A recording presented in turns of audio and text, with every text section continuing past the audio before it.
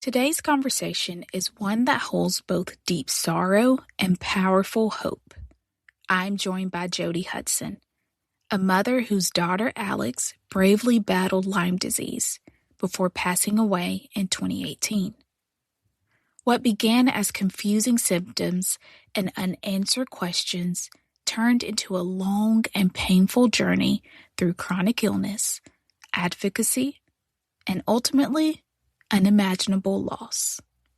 But this episode is not only about grief, it's about faith in the middle of heartbreak. It's about trusting God when the outcome isn't what you prayed for. And it's about how love doesn't end, it transforms.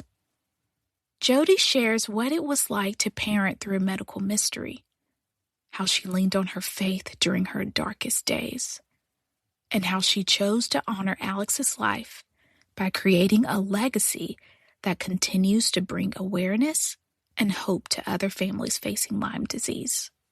If you've ever faced loss, chronic illness, or a season that shook your faith, this conversation will remind you that even in the deepest pain, there is still purpose, connection, and light. Let's welcome Jody. Welcome to The Life We're Given. I'm your host, Brandy. This is the podcast where honest conversations fuel you to keep moving forward in life, no matter what may stand in your way. Healing from my teenager self, the one who dreamt of what a relationship would be. Yeah, my doctor just called. She says I needed to go get a blood transfusion. I don't really know what that means, what that looks like. I've never had one before. We talk about the hard moments in life. Do I matter? Do I matter to you? And so I'd always had that question of identity from a parent figure. Hearing resilient stories from others will help you know that you are not alone. This is so nice. I feel like we can relate. Thank you so much for joining me, Jody. I'm excited to have you on today. And me and you have talked offline, but I think you just have a great story. And I think everything you've been through and just your resilience, but also leaving a legacy for your daughter is just really commendable. So I'm excited for you to share your story today for us. Well, thank you so much, Brandy, for having me. And I love how just God makes a way for people to be able to connect and get together. So I'm really excited about this conversation. Like you said, we have kind of connected before, but now I'm really excited to kind of do a deeper dive. Yeah, I think it would be really cool. I think it would be good for listeners too to get a sense of who you are and just to be able to help them as well that may be facing something that's just traumatic in their life and they don't know how to move past it. So yeah, I think it'll be great. Right. Well, I really want to start off first with, for listeners that may be meeting you for the first time, if you'll just kind of describe like who you are and what are the things that matter most to you. Wow. Okay. Well, we could be on here for hours because I feel like I'm kind of a melting pot of a lot of different people. But right now in my stage of life, I recently retired. And I'm really giving more focus to my speaking, my ministry, after doing 20 plus years of nonprofit fundraising. And then prior to that, in retail. And also, of course, first and foremost, being a mom. Yeah. Yeah. Oh, I love that. No, you summed that out perfectly. That's awesome. Yeah. And before 2018, if you'll tell me a little bit about what did life look like day to day? What was going on during that time for y'all? Well, so actually, if you don't mind, I think I'm going to back it all the way up just so your listeners can get a really good idea of who I am, because I just gave a little snippet right there of what I'm currently doing, but who Jody Hudson is. So I was born to a single mother who couldn't care for me, and I was placed into foster care. Then I was adopted by two parents, both who battled alcoholism. So I tell people I really spent most of my childhood trying to forget about my childhood. And then fast forward to 2011, where after 20 years of marriage, and having two children, a son and a daughter, I found myself divorced bankrupt, and also dealing with my daughter who was suffering from a medical mystery for almost 10 years. So today I can stand on solid ground and say, truly by the grace of God, I am here. But I just kind of like people to know a little bit about my backstory because, you can't judge a book by a cover. And sometimes people think, oh, you've got it all. Look at you, wear nice clothes. You drive a nice car. You do this, you do that. You're retired now. You can travel. Yes, I do have all those things. But you know what? I mean, I have been there in the trenches. I have been in the pits. And really what I want to share today is how anybody, struggling with anything, you can move forward and you can have a great, great life as well as you are just, having that strong foundation with God, because he truly is the one who pulled me and carried me through all of these challenges in life. Love the point that you made about not judging a book by its cover, because it's so true. Just looking at anybody, just looking at you, I would never imagine or think that you faced any of those things you just named. And on top of that, having a child that's had a medical mystery for 10 years, that is that is a long time to go with having something going on, but not knowing what it is. So on top of that, having other life things go on, I mean, geez, you've really stood through the test of it all. I have, and that's why I really am being intentional right now, since I've retired, like with my time, what it is I want to do. First and foremost is just being, around faith-based individuals, leaning in to help others, because trust me, I had God, but I also had a lot of human angels helping me and my children as well. So just being really intentional with my time, and just, letting people see that, he still shines brightly through me, even though I've been through all that darkness. It still is possible. Yeah. And I definitely want to talk about Alex is her name, your daughter who had the medical mystery. And we're definitely going to get into that. But before that, me and you also talked a lot about your faith and how that faith shaped you and really helped you through those trying times. For anybody that's listening to this podcast right now, what advice would you give them, or anybody that honestly probably is listening at this point, like, how did she do it? How, that's their question of how did she get through all of that with your faith? How would you say you got through all of that? You know what? It was a roller coaster. I'm not going to, lie to you. And I think that is our faith walk. And I know that God understands that some days we are really going to be diving in deep with his faith and just feeling really good about it. And other days struggling. He gets that, right? Yeah. But it, growing up, I was baptized and raised Catholic. So I felt like my faith when I was growing up was very scheduled. Every Sunday we went to Mass. We participated in all of the, liturgy. We participated in all of the, religious holidays, the sacraments.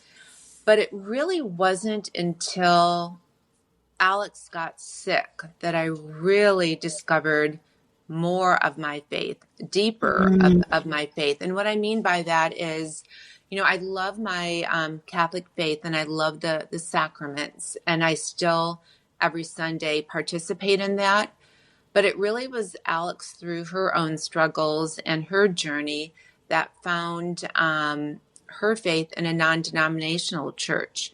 And so what we would do is we would every weekend double dip really into religion, I would say. We would go to a non-denominational church where we were able to experience just a different way of religion. It was, definitely more song, worship.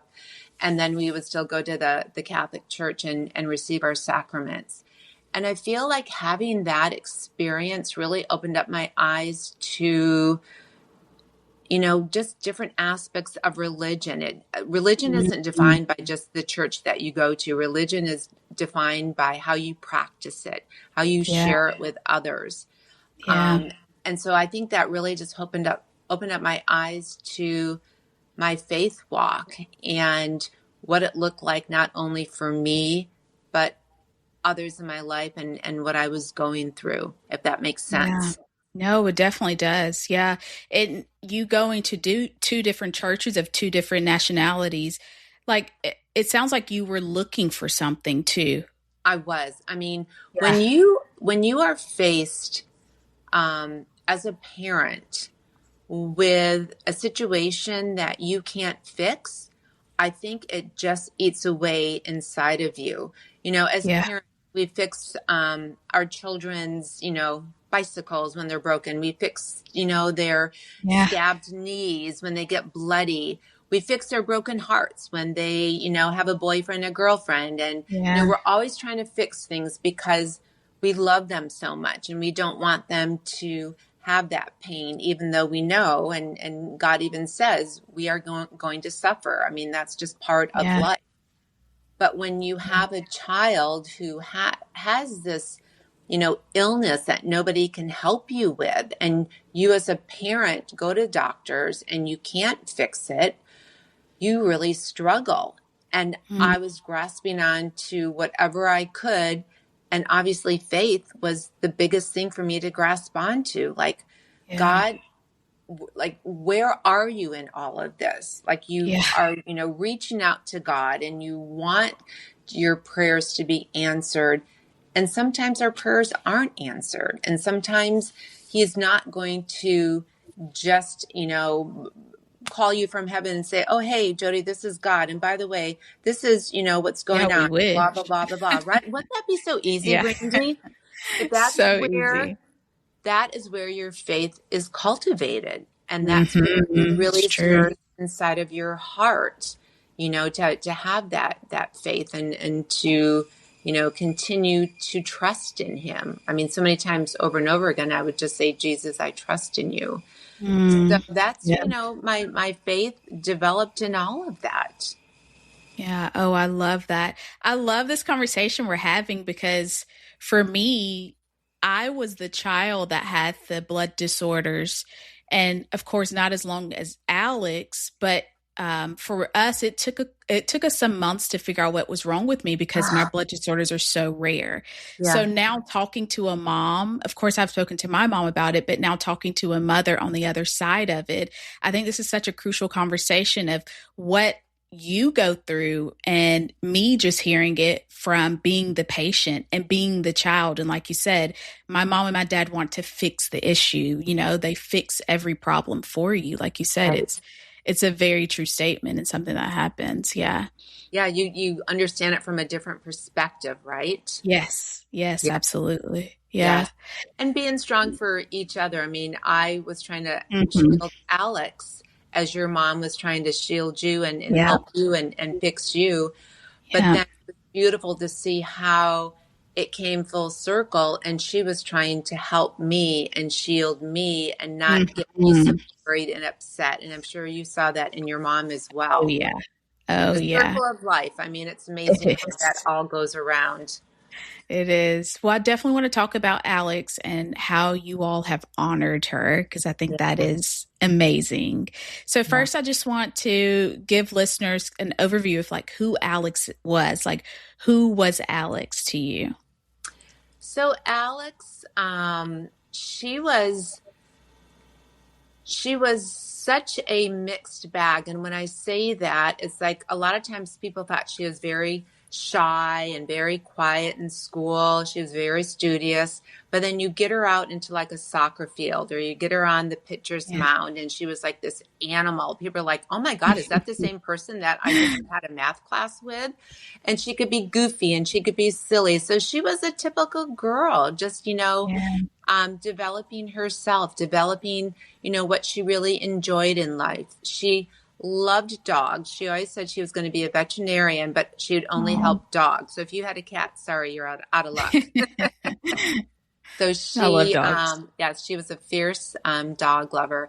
And she had her heart set on going away to school. She wanted to go to UCLA and be a Bruin. And in fact, she received a full ride scholarship to UCLA. And unfortunately, she couldn't. She had to put it on the back burner because she really needed to get herself better, because we were still in that 10-year struggle of trying to figure out what was going on with her. And she and I were both just so determined that we were going to figure this out. The right doctor was going to help us, and she'd be able to continue on with her studies. But obviously, God had other plans, and she passed in 2018. But she was a mixed bag, and she really didn't develop her faith strongly until that last year. And, we can talk more at the end, but the book that I wrote, My Promise to Alex, is part on her Lyme disease journey, but it's also part on her faith journey and how she really understood her role when she was so sick and she was suffering. She understood how she was able to use that suffering for the greater good. Like, she was able to really take in some of the world's problems, some of, her friends' problems, and really just attach that to a greater cause. And people will say that really got to know her, especially at the end, some of the people in our church and this prayer couple that came and prayed with her faithfully, that she was really not of this world. I mean, it was amazing. Wow. Just the books, the theology, the religion, everything that she was devouring and able to understand. And to make that clearer for your listeners, she was in so much pain from this Lyme disease and everything that she had. And she had lost, she was normally 122 pounds. By the time she had passed, she was 57 pounds. So, I mean, this disease took over her entire body. Yeah. And most of us, me for sure, would be like, give me pain medication. Like, I want to make myself comfortable, right? Yeah. Alex didn't even take Tylenol. She was ever so present in her suffering and her pain, and, attaching that to a greater cause that to this day, it still just blows my mind. I mean, that's just amazing. Wow. And going through something like that for Alex, it probably, opened her eyes to what life is truly about. And that's kind of what it sounds like for her. Exactly. Yeah. Exactly. Yeah. Oh, that's so beautiful, though. Yeah. She sounds like she's an amazing girl that was able to see more than just herself, even in her own suffering. Oh, yeah. Totally. And, you had asked about Alex and asked about just with the legacy and what we're doing today. And, when Alex got that full ride scholarship to UCLA, she really wanted to, she just knew that she was going to heal, right? Like, she was going to be able to figure out what was wrong with her. She was going to, heal herself. And then she was going to really pour into a nonprofit of whatever disease she had to help others. Well, the disease, we came to find out it was Lyme disease. And that's really what she wanted to do. But like I said, God had other plans. So I made a promise to her that I would, start a Lyme disease nonprofit in her name. And so that's what I do, along with my speaking and doing podcasts, is I run the Alex Hudson Lyme Foundation. So her legacy continues, and I know that she's doing the work with us, not here, obviously, but she's always with us in spirit. Oh, yeah. Will you describe what is Lyme disease? So Lyme disease is a bacterial infection that you get when you've been bit by a tick.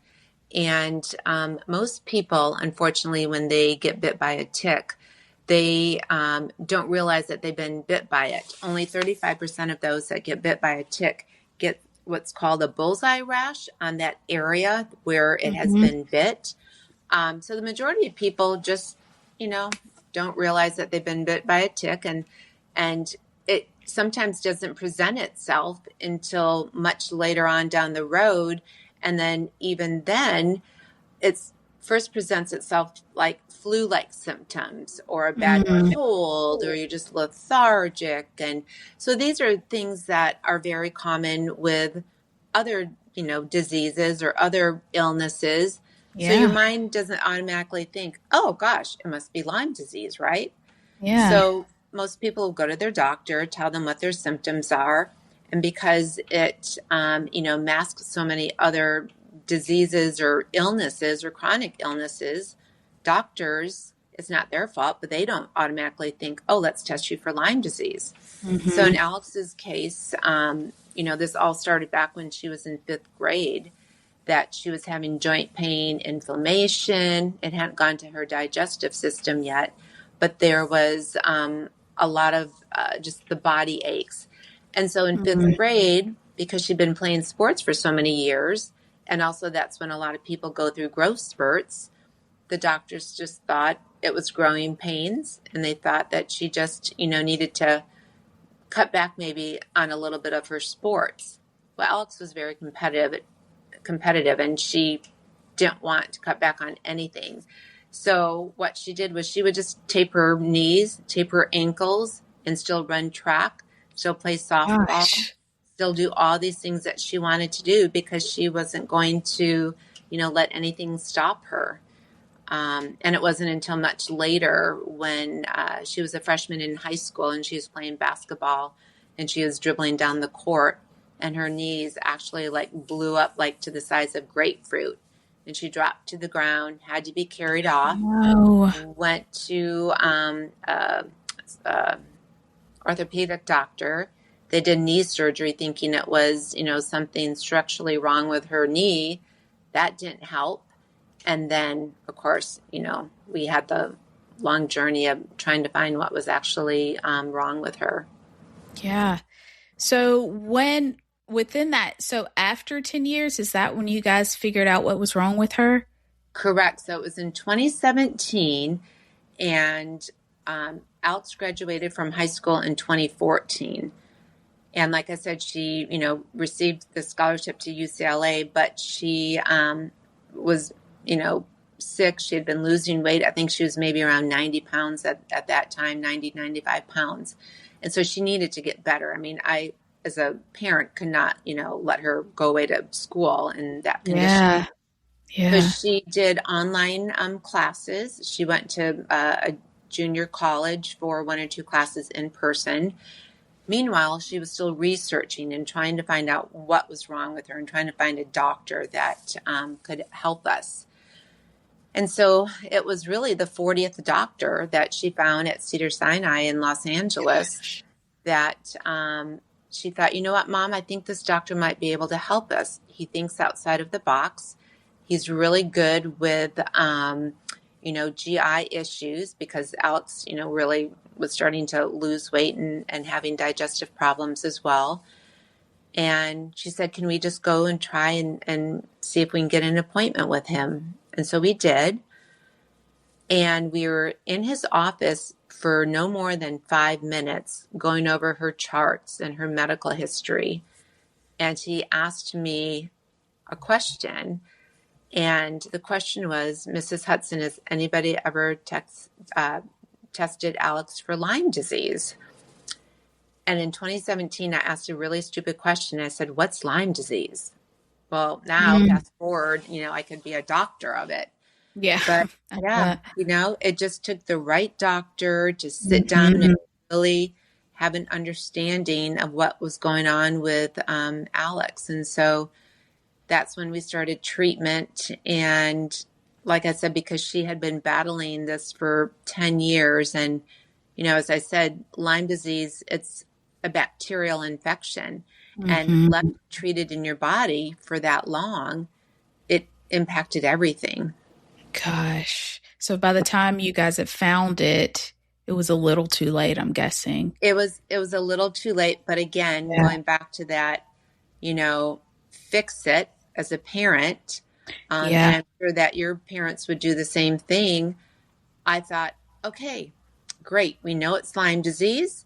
I don't know what Lyme disease is, but you know what? We're going to go to the best doctors. We're going to go to the best facilities. We're going to figure this out.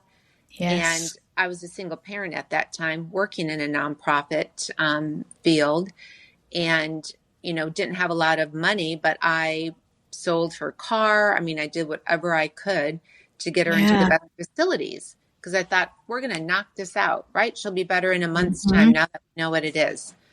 Well, unfortunately, like I said, we couldn't get a leg up on it. And the more facilities that we went to, the, greater disappointment Alex had, I had.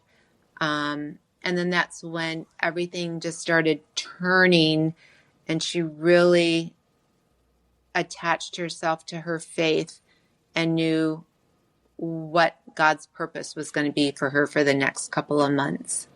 She knew. Yeah. Yeah. And the way she lived out those months sounds like it was beautiful. It really was. And,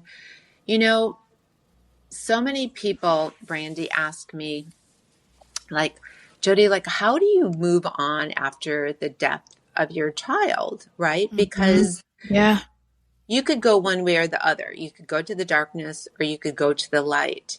Yeah. And I knew when Alex passed, witnessing everything that she went through and how beautiful she was in accepting this suffering, I thought, how could I do anything but to create a legacy, to honor her, not wallow in my self-pity, because that's not what Alex did. I mean, that would have been terrible. That would have erased all this, stuff that she was doing on her own to prepare herself to be, up in heaven with God, and then also to prepare me to carry on what she wanted me to do.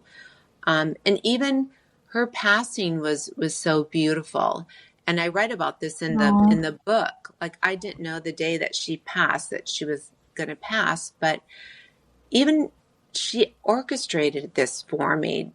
I had a friend call me. It was like noon, and Alex was in the back sleeping in the master bedroom. And I had a friend call me saying, you know what, Jody? She goes, I just want to come over and pray with you. God is just tugging on my heart to do that. And I'm like, okay, that's fine. And she came over and we went in the back room, and Alex was resting and, kind of off and on. And my friend walked out of the room, and a couple of minutes later she came back in, and I said, where did you go? She goes, oh, I just went to call some other gals to come on over. So I think she might have sensed that Alex wasn't doing well, and she just wanted a band of prayer warriors around her. Yeah. And so these girlfriends came in. There was about 5 of us, and it was so beautiful. We just all started, kind of saying stories about Alex and things that had really touched us about Alex. And when it came time for me to talk and to say something, I looked at her, and in that moment, God gave me this clarity, you need to let her go. She's not going to go if she still knows that you are hanging on to her. Yeah. And so I told her, I said, Alex, I give you permission. I said, you have done everything that God wanted you to do here on earth. And I said, he's got a greater calling for you. So I give you permission. You can go. You get to be with Buddy again, her dog, her golden retriever that she loved, that was already up in heaven waiting for her.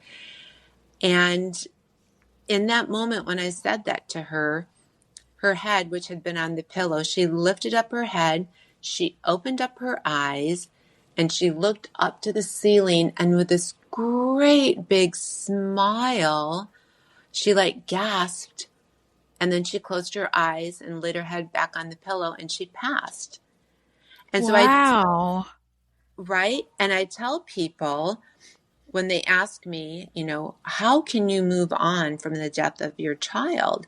And it's because Alex gave me a parting gift, and that was the parting gift. She did. Wanted me to know where she was going and that she was going to be okay, and I was going to be okay as well. Oh my gosh, what a beautiful story. I'm tearing up. That is That is such a beautiful story because not everybody gets to live that. No, but not everybody gets to see it that way and have that sense of peace of knowing where your child has gone. Wow.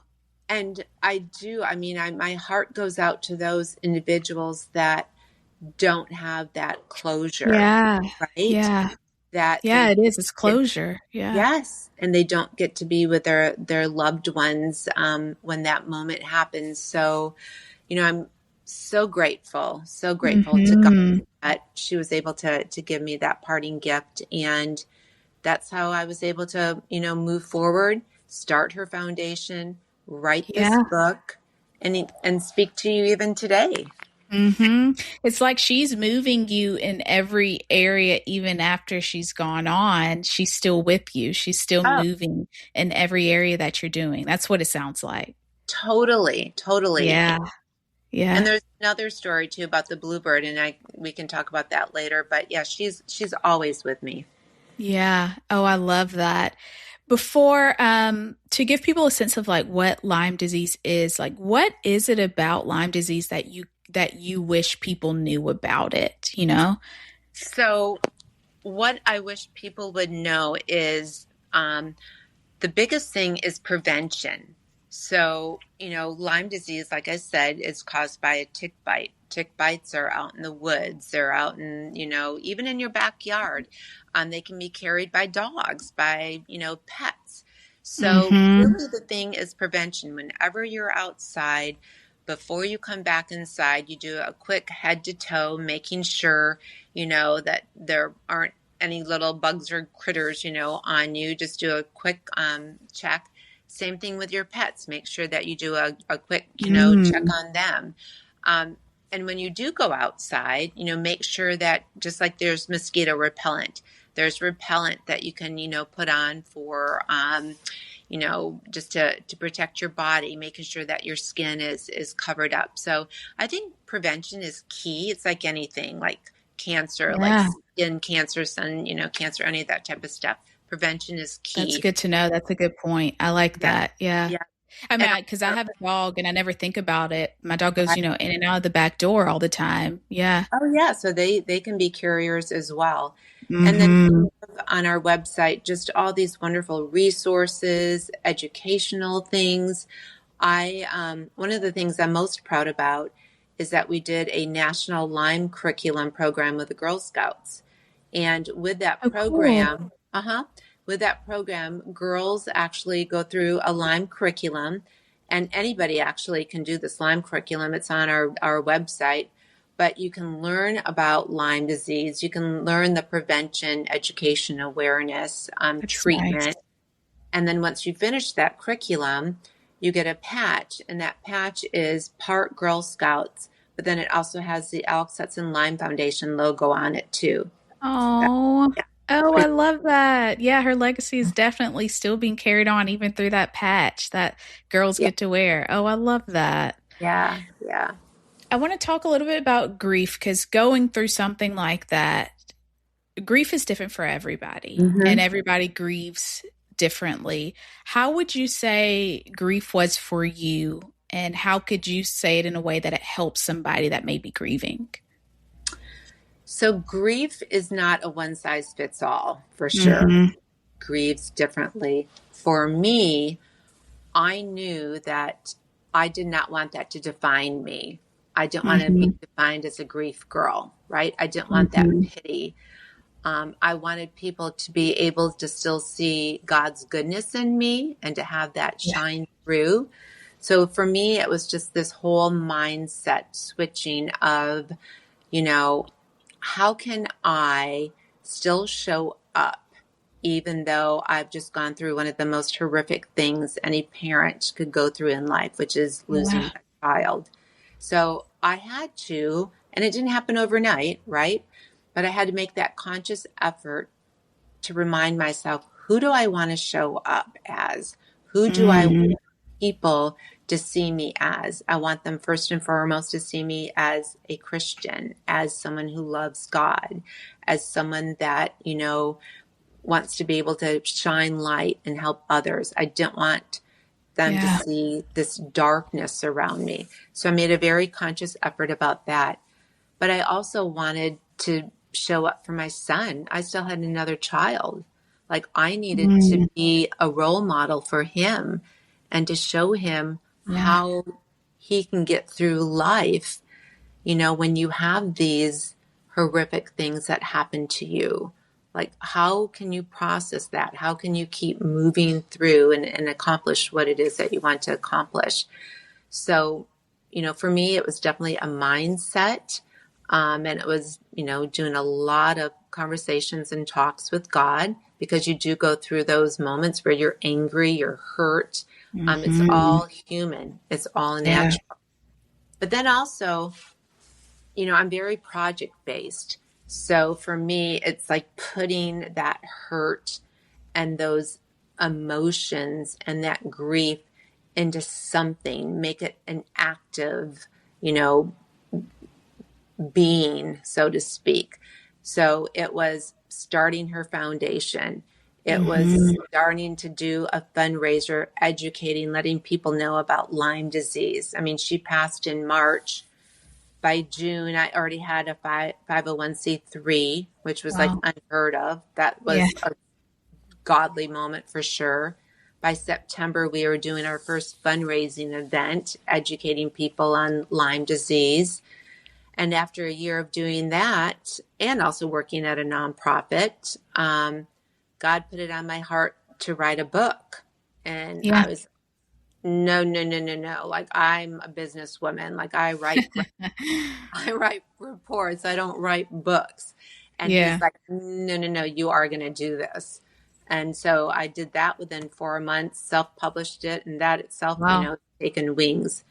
So again, everyone's grief is different. How I just explained how I got through it. Some people might be listening and going, oh my God, like, are you crazy? There's like no way I could have done any of that.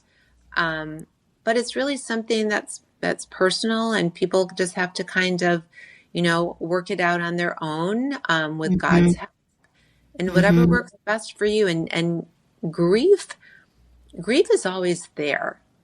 You grieve hard because you loved hard, right? I loved Alex so hard. So of course I'm going to grieve hard. And so you just find ways to lessen that a little bit, but it's always going to be with you. Yeah. I love that. You grieve hard because you loved hard. Yeah. It's so true. I want to talk about Alex's foundation, and you've shared a little bit about what you guys have done with it, but if you kind of can give us overview with the fundraising, like what all do you all do there, and the education, of course. Right. So our first step was, when we started this foundation, was to really raise funds for research, for grants, because back in 2017, 2018, there wasn't really that much being done. Now there's a lot more being done. But that was really our main focus, was to raise money to help with research. And I'm happy to say that right out of the gate, the first year, we were able to do a $50,000 research grant with another Lyme organization out of New York called Global Lyme Alliance. I mean, it's amazing how God just like took this foundation and ran with it. So, you know, we've done that. Like I said, we've done the National Lyme curriculum with the Girl Scouts, which I'm very, very proud about. We also give grants to Lyme patients, because most of this Lyme treatment is not covered by insurance. In fact, when Alex was diagnosed in 2017 until she passed in 2018, you know, I had said I did everything. I sold her car. I did whatever I could do to raise money. I spent over $100,000, like my life savings.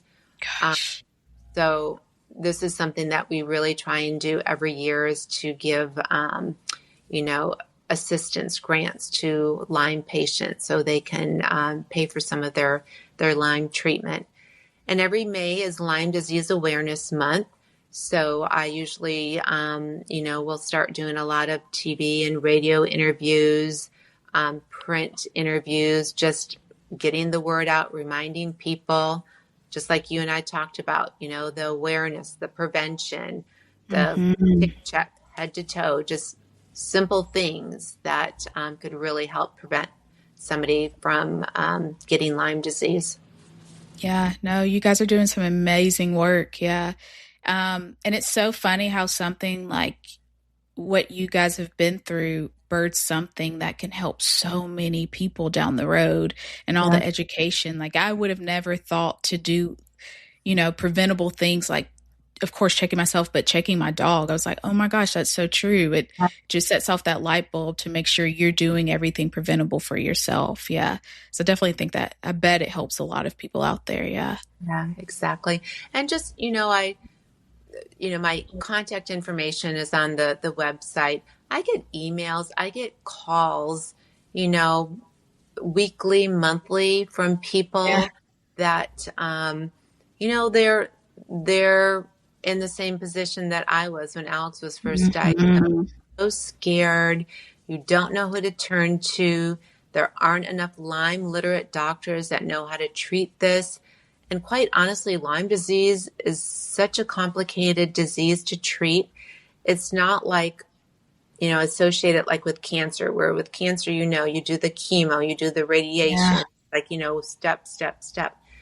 With Lyme disease, because people can develop different symptoms from it, it's almost like a buffet. Oh, would you like to choose this for treatment? Would you like to try this for treatment? Oh, wow. I mean, there's so many different, ways to treat it, and everybody is going to react differently. So it's just a very, very complex disease in itself. Yeah. I'm so shocked it's not covered by insurance. A lot of times it's not, it will be like the antibiotics. Like if you know that you've been bit by a tick and you go to the doctor and they put you on 30 days of antibiotics, they will cover that. But for anything that really goes into longer term or chronic, which people will associate with this, like post-COVID, right? Yeah. How many people have like chronic disease now from COVID? Well, that's exactly how Lyme disease is. And a lot of it does not get covered by insurance, because once it falls in the chronic category, a lot of times insurance won't recognize that. Wow.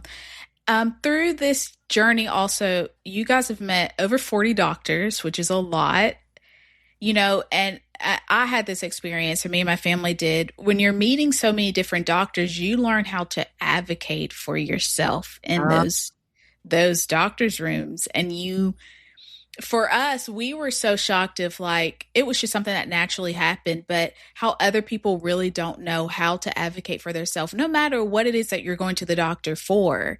Can you speak to that also? I bet you speak on that also. Oh, I do. In fact, when I speak at medical conferences, I'm always talking about that, to the doctor, like really listen to your patients, right? Alex was, gaslighted so much in the beginning, thinking it was all in her head. They saw this young, pretty girl that was losing weight, and they thought, oh, she has an eating disorder. It was horrible. And I write in the book where actually we had gone to a hospital for her to, get some nutrition, and they put her in a psych lockdown for 2 hours and did a whole way. Yeah, it was horrible. How she was treated, because when people don't understand, even when the medical community doesn't understand something, they automatically think, oh, it's in their head. It's a psychological problem. So, I always tell people, number one, make sure that you have a good support system, that you have people around you that believe in what you are trying to convey to others. In fact, the first, one of our first fundraisers, we had T-shirts with "Believe" on it, because that was just like the biggest thing. So many people didn't believe that Alex had Lyme disease. So, it's like with any disease, you need to believe that what this person is telling you is true. And also we had a key word too, like when we were going to these different doctors, so many people will pronounce Lyme disease as limes with an S.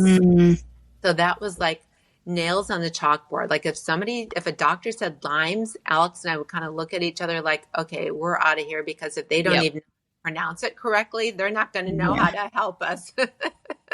Yep. So you have like little cues in place, and I'm sure you and your mom probably had some of those cues as well.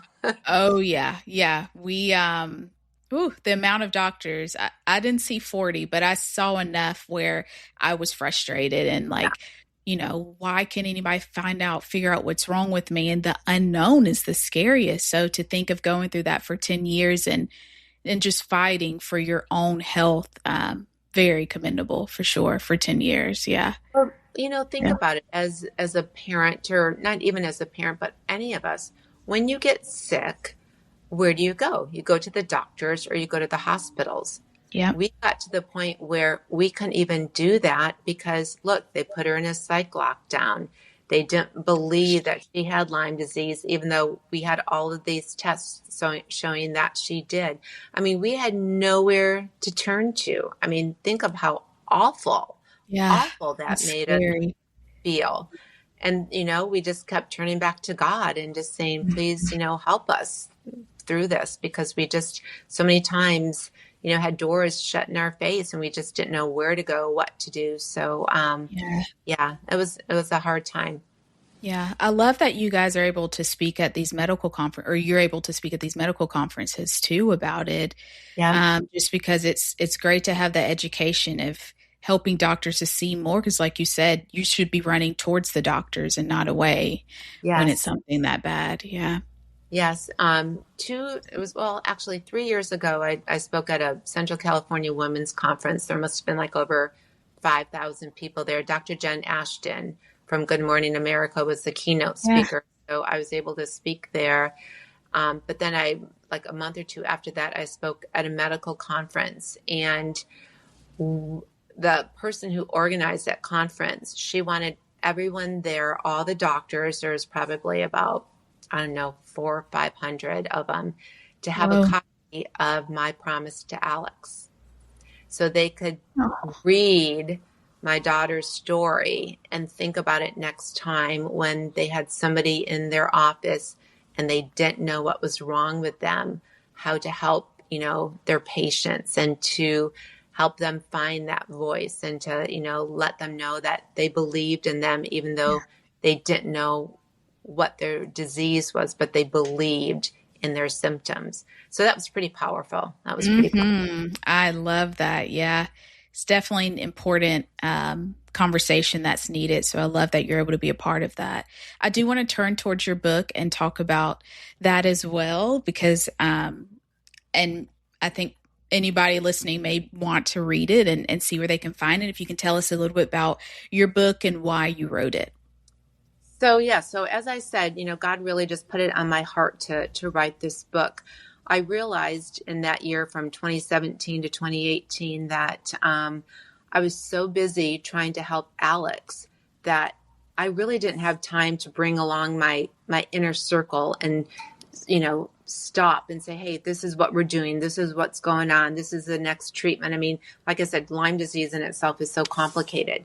They were always there for me, my circle of friends, and always making little goodie bags and travel bags for us wherever we went. But I just felt like I needed to let people know what we experienced in that whole year and just everything leading up to it. So, the book is 50% on Lyme disease, and I go into like all the different facilities that we went to, treatments. And then it's also 50% on her faith journey, because as I said earlier in the podcast, especially just those last couple of months, seeing how Alex, just her spiritual maturity, drew me closer to my faith, and everybody that came in touch with her. I wanted people to recognize like what the saint that she was. I mean, it was just beyond belief. So, I sat down, wrote this book within 4 months, and I was able to self-publish it. It's been on Amazon for a couple of years now. I have, I think, well over 175, maybe 5-star reviews. It's Wow. gone international. I mean, someone in Japan bought a copy, Australia. It's amazing. It's amazing. The Wow. book is just like taken off on angel wings. And it's also a love story between a mother and a daughter. Mhm. So, even though it's obviously a sad ending, with Alex passing, I think it's just so rich in just the relationship and writing about just Alex and I, how we are just one. I mean, for a while, that's all we had was just each other. I mean, my son was still in the picture, but he was away at school. But, Yeah.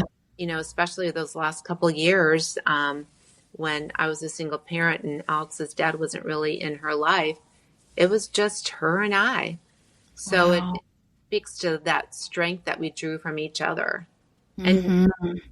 like I said earlier, and you even commented on it, I mean, I still draw on it today. I mean, we're still doing things together. Yeah. You can Yep. tell it still seems like it's together. Yeah. And I mean, I'm not like this, but I just feel like she's here. Like, I feel like she's in this conversation. Like, there's just something here. Like, I keep tearing up every time you talk about her. And I get a really good sense of who she was as a human. And like you said, it just sounds like she was not meant to be here. Like, her mind was far long Oh where my what gosh. we think. Yeah. Yeah. Yeah. And that's why, I have these conversations with God and, I tell him I'm so blessed, truly Yeah. blessed that I had her for 22 years. I mean, there's some people that never can have children and never have that relationship. But what True. and I had was just so beautiful and so special. And, just even in that parting gift, how she wanted to protect my heart as much as Mm, I wanted to protect her heart when she passed yeah. and gave her that permission to go. And so really quickly, I know we're running out of time, but I want to tell you about this bluebird story because when No, you that was my talk next about question. No, that's perfect. I want you when, to tell the Bluebird story. yes. So, when you say that you feel like Alex is here, like every time I do interviews, I always like look out the window before I do an interview and there's always a bluebird. And of course there was one today before I jumped on with this interview. But I was struggling. It was in December of 2017 before she passed in 2018. And I was really struggling one day. And so Alex was in the back bedroom and I told her I was going to go for a quick drive and I would be right back. And it was during that drive that I pulled over and I literally had this awful conversation with God. I was banging on the dashboard. I was just like giving it to him, right? I said, Yeah. I can't handle this anymore. Like I was giving him an ultimatum. You either heal Alex or fix her because this purgatory that we are going through and we've been going through, it's not working Yeah. out for each one of us. Like, I can't do this anymore.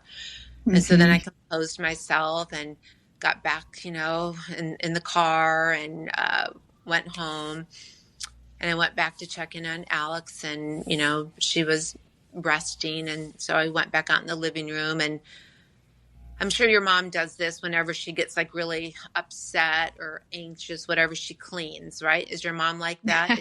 Yes. So I Yes. took out my little, duster and I was dusting away and I looked outside the window into our courtyard where there was a fountain. And on that fountain was a bluebird. And I'd never seen that bluebird before. And so I went back into the bedroom and Alex was awake by now.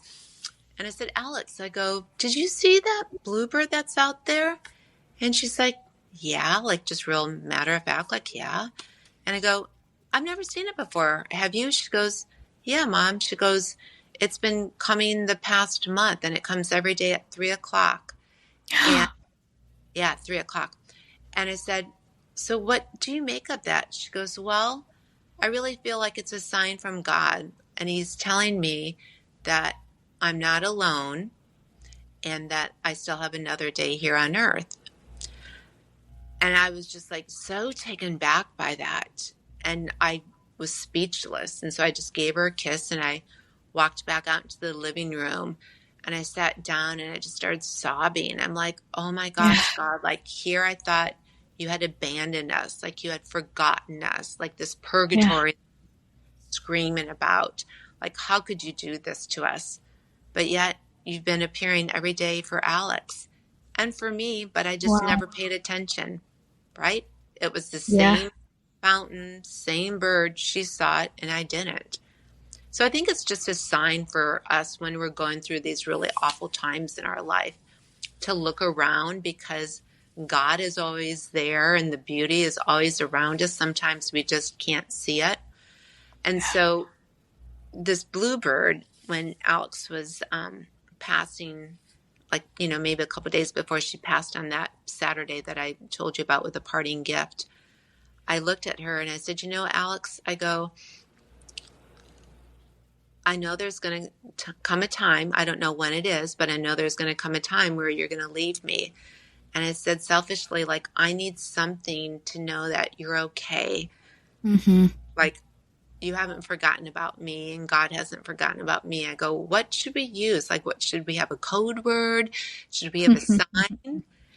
And oh my God, there's a bluebird right here that just flew over. No way. And she goes, Mom, she goes, it'll be the bluebird. She goes, whenever you need me, she goes, just look for the bluebird.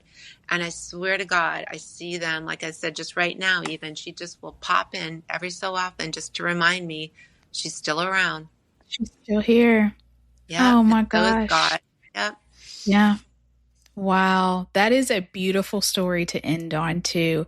For anybody out there that may be feeling a deep loss, heartbreak, going through something, what would you want them to know? Oh my gosh. I just want them to know they are so loved. They are so loved. They are not alone. And I tell people this all the time. If they feel like they don't have anybody in their life, and if they just don't know how to have that relationship with God, they can always email me. I will be their little prayer partner, their prayer warrior. But just you're not alone, and people want to help you, and so you can't cheat them of that blessing, right? Like, let them help you, even if you've got 50 million casseroles in your refrigerator, or if you've got all these grief books. Sometimes people just don't know what to do, but let them do something because it makes them feel good too.